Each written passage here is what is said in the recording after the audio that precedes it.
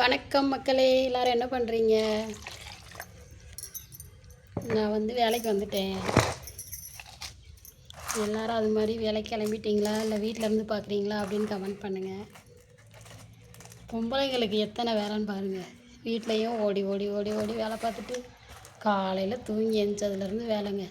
வாசல் தெளிக்கணும், வாசல் கூட்டணும், அது கோலம் போடணும், அதுக்கு பிறகு பிள்ளைகளுக்கு டீ போட்டு கொடுக்கணும், அதுக்கு பிறகு காய்கறி கட் பண்ணணும், சாப்பாடு வைக்கணும், குழம்பு வைக்கணும், பிறகு பார்த்திங்கன்னா அதுக்கு ஏதாச்சும் ஒரு காய் வைக்கணும்.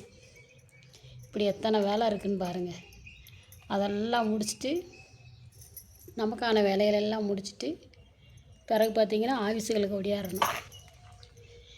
வீட்டில் இருக்கவங்களுக்கு வேறு ஏதாச்சும் வேலை இருக்கும். எங்கள் வீட்டில் பார்த்திங்கன்னா துணி அலசுகிற வேலையெல்லாம் எங்கள் வீட்டுக்கார் வேலை தான். இந்த சமையல் செய்கிற வேலை, மித்த வேலையெல்லாம் என் வேலை. துணி அலசுகிற வேலை ரெகுலராக எங்கள் வீட்டுக்கார் வேலை தான். ஏன்னு கேட்டிங்கன்னா, எனக்கு இந்த கை ரொம்ப வலி எடுக்க ஆரம்பிச்சிருச்சு. தூங்கும்போது தூங்கிக்கிட்டே இருப்பேன், திடீர்னு வலி எந்திரிச்சு உட்காந்துருவேன். தூக்கம் வர்றது அந்த அளவுக்கு வலிக்கும். அது எதனால் அப்படின்ட்டு போய் டாக்டர்கிட்ட போய் காமிக்கும்போது விட்டமின் டி சத்து ரொம்ப கம்மியாக இருக்குது, அது மாதிரி கால்சியம் சத்தே உங்களுக்கு கிடையாது அப்படின்ட்டு ஒரு 3 மாதத்துக்கு மாத்திரை கொடுத்தாங்க. அது சாப்பிட்டுட்டு துணி அலசக்கூடாது, வேலைக்கே போகக்கூடாது, வீட்டில் ரெஸ்ட் எடுக்கணும்னு சொன்னார் டாக்டர். வீட்டில் ரெஸ்ட் எடுத்தால் நம்ம கட்டுப்படி ஆகுமாங்க? 92 கடனை வாங்கி வச்சுட்டு வீட்டில் இருக்க முடியுமா? நம்ம வசதியானவங்கன்னா இருப்பாங்க. அதனால் துணி அலசுகிற வேலையை கட் பண்ணிவிட்டு வேலைக்கு வந்துடுவேன் ரெகுலராக. அதனால் துணி அலசுகிற வேலை எங்கள் மாமாவோட வேலை.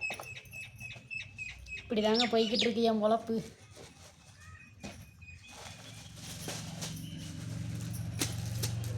நான் என்ன வேலை பார்க்குறேன் அப்படின்னு பார்த்தீங்கன்னா, ஃபயர் ஹவுஸ் வேலை. நாங்கள் இருக்கிறது ஒரு அனுப்பங்குளம், அப்படி சிவகாசி பக்கத்தில் அனுப்பங்குளம்னு ஒரு கிராமம். இதாங்க என்னோடய ரெகுலர் வேலை. இந்த வேலைக்கு பார்த்தீங்கன்னா, நான் கல்யாணம் முடித்து என் மகன் பெரியவன் ஒரு 7 மாத பிள்ளையிலே இங்கே ஃபயர் ஹவுஸ் வேலைக்கு வந்துட்டேங்க. ஆனால் வேலைக்கு வர்றதுக்கு முன்னாடி ரொம்ப பயம். ஐயோ வெடிச்சிரும், அங்கே எப்படி போய் நம்ம வேலை பார்க்க, நம்மளை அங்கே போக சொல்கிறாங்களே அப்படின்னு எனக்கு அழுகழுகையாக வந்துச்சு. நான் வரவே மாட்டேன் அப்படின்னு ரொம்ப முரண்டு பண்ணேன். ஃபயர் ஹவுஸ் வேலைக்கெலாம் நான் வரல சாமி, வேறு ஏதாச்சும் வேலைக்கு கூட போகிறேன், ஃபயர் ஹவுஸ் வேலைக்கு வரவே இல்லை அப்படின்ட்டு. ஆனால் பார்த்திங்கன்னா நமக்கு வீட்டில் நிறைய செலவு ஆகுதுல்ல. பையன் பிறக்கிற வரைக்கும் எப்படியோ சமாளிச்சிட்டேங்க. பையன் பிறந்ததுக்கப்புறம் எங்கள் வீட்டுக்கார் விட மாட்டேன்ட்டார். நீ வேலையே செய்ய வேண்டாம், சும்மா பிள்ளைய வச்சுட்டு இங்கே பிள்ளைங்களை பார்க்குறதுக்குன்னு ஒரு ரூம் இருக்குங்க. அங்கே பிள்ளைங்களை பார்த்துட்டு நம்மகிட்ட இருக்கலாம், அதுக்கு சம்பளம் கொடுப்பாங்க. நம்ம பிள்ளையோட சேர்த்து இன்னும் 4 பிள்ளைங்க வருவாங்க, அவங்கள பார்த்துக்கிட்டு நீ இரு அப்படின்னு சொல்லி கூப்பிட்டு வந்துட்டார். இங்கே பார்த்தா என் மகன் 7 மாத பிள்ளை. இங்கே இருக்கிறது பார்த்திங்கன்னா 1 வயசு பிள்ளை, 2 வயசு பிள்ளை, 3 வயசு பிள்ளை, அந்த மாதிரி பிள்ளைங்களாம் இருந்தாங்க. நான் வரும்போது ஒரு 5-6 பிள்ளைங்க. ரொம்ப கஷ்டமாக இருக்குங்க. அதுங்க 1க்கு 2க்கு போயிட்டா போய் அவங்க அம்மாங்களை போய் கூப்பிட்டு வரணும். சில நேரம் லேட்டாக தான் வருவாங்க, அது வரைக்கும் நம்ம தான் பார்த்துக்கிறணும். அந்த மாதிரி ஒரு வேலையில் தான் ஃபஸ்ட்டு எங்கள் வீட்டுக்கார் ஃபயர் ஹவுஸ்குள்ளே நுழைச்சி விட்டார். ரொம்ப பயப்படுறா, அதனால் நீ இந்த மாதிரி வேலை செய்ய அப்படின்னு சொல்லிட்டு. அதுக்கு பிறகு நான் அதுக்கு பேர் பிள்ளை தொட்டின்னு சொல்லுவோம் இங்கே ஃபயர் ஹவுஸில். பிள்ளைங்களை பார்த்துட்டே எதுக்கு சும்மா இருக்க, அப்படியே இதை குத்தி குத்தி பழகு அப்படின்னு சொல்லி சொன்னார். சரின்னு சொல்லிட்டு அந்த மாதிரி பழகுனது தாங்க இந்த வேலை. ஸ்டார்டிங்கில் 10, ஒரு 5 அந்த மாதிரி ஆரம்பித்து இன்றைக்கி அந்த வேலையெல்லாம் விட்டுட்டு என் பிள்ளைங்க கொஞ்சம் பெருசாகவும் நான் செய்ய மாட்டேன்னு சொல்லிட்டேன். அது கொஞ்சம் தொல்லை பிடிச்ச வேலையும் கூடங்க. எல்லாமே பார்க்கணும் நம்ம தான். பிள்ளை தொட்டி ஆயா, பள்ளிக்கூடத்தில் ஆயா வேலை மாதிரி இங்கே ஃபயர் ஹவுஸில் பிள்ளை தொட்டி ஆயா வேலை.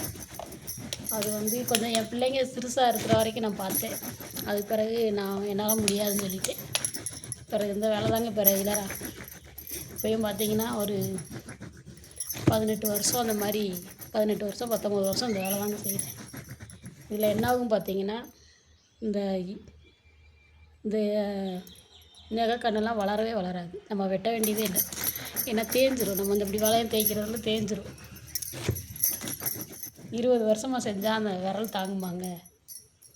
அதனால தான் கை வலியும் வருதுன்னு நினைக்கிறேன். அதனால் நம்ம சாப்பிடணும்ல. வீட்டில் உட்காந்துக்கிட்டு இருந்தால் சாப்பிட முடியுமா? இப்படி தாங்க போகுது என் பொழப்பு. என் வீடியோ பிடிக்குன்றவங்க லைக் போடுங்க. தொடர்ந்து இது மாதிரி வீடியோ போடலாம் அப்படின்னா கமெண்ட்டில் சொல்லுங்கள். தொடர்ந்து போடுறோம்.